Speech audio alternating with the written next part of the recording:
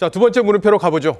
예, 두 번째 물음표는 윤석열 대통령이 신당 창당으로 하겠습니다. 예, 어제 신평 변호사가 이런 얘기를 해서 여권이 좀 시끄러웠는데 이게 실체가 좀 있는 얘기입니까?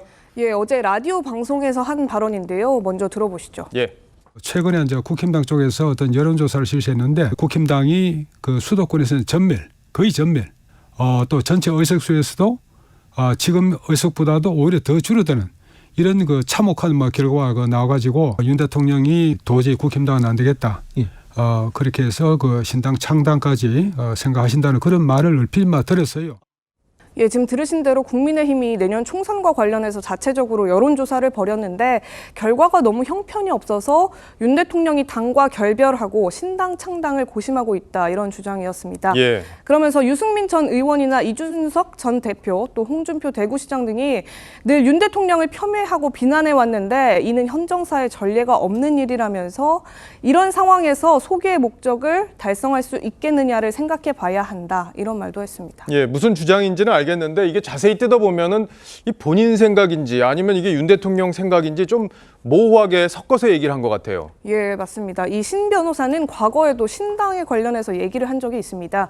지난 2월에는 국민의힘 당권 경쟁에서 안철수 전 대표가 부상을 하니까 김기현 대표가 되지 않을 경우 신당 창당을 할 수밖에 없을 것이다, 이런 말을 했었습니다. 예.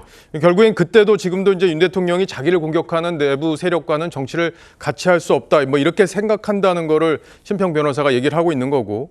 근데 이제 과거에도 현직 대통령이 신당 창당을 주도한 적이 있긴 했었죠. 네, 맞습니다. 이 김대중 정부에서 새천년 민주당이 그랬었고요. 예. 노무현 정부에서도 집권 2년 차에 열린 우리당을 창당한 바가 있습니다. 특히 노 전 대통령은 여당 쇄신론을 띄워서 총선까지 승리해서 국정 운영의 동력을 만들어내기도 했었죠. 현재 국민의힘이 국민의 신뢰를 받는 데 한계가 있고 또 당내에는 윤 대통령을 비판하는 세력이 있다는 걸 감안하면 이 노무현식 정계 재편 시나리오, 그럴듯하게 들리는 측면도 있긴 예. 합니다. 근데 그런 마음이야 누구나 가질 수 있죠. 근데 이제 지지율이 또 높아야 그런 것들도 가능한데 이 상관관계가 좀 있지 않습니까? 예, 맞습니다. 이 윤석열 대통령 지지율이 40%에 못 미치고 있는 상황에서 모험을 한다는 것, 이 부분 쉽지 않은 대목이죠. 예. 이 대통령실도 황당하다, 이런 반응을 내놨습니다. 대통령실을 입장문을 이례적으로 내고 반복적으로 황당무계한 얘기가 나오는 이유를 알 수가 없다. 신당 창당의 여력이 있으면 국정에나 더 매진해야 한다, 이런 말을 했고요. 국민의힘에서도 신 변호사가 말하는 여론조사조차 시행한 적이 없었다, 이렇게 잘라 말하기도 했습니다. 예, 뭘 듣고 그럼 그런 얘기를 한 건지 모르겠네요.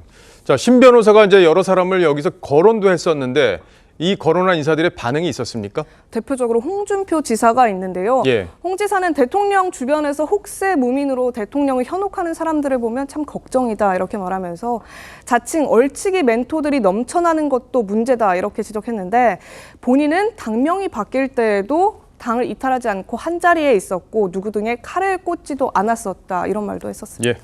두 번째 물음표 정리해보죠. 예, 두 번째 물음표. 윤석열 대통령이 친당 창당의 느낌표는 철지난 윤심파리로 하겠습니다. 예, 철지났다. 네, 이 대통령실은 이번에도 대통령에게 멘토는 없다, 이렇게 확실하게 선을 그었죠.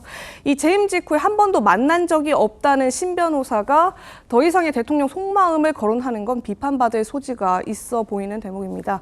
충정도 지나치면 독이 될 수 있을 것 같습니다. 예, 최 기자 말 틀린 게 하나도 없는 것 같아요. 잘 들었습니다.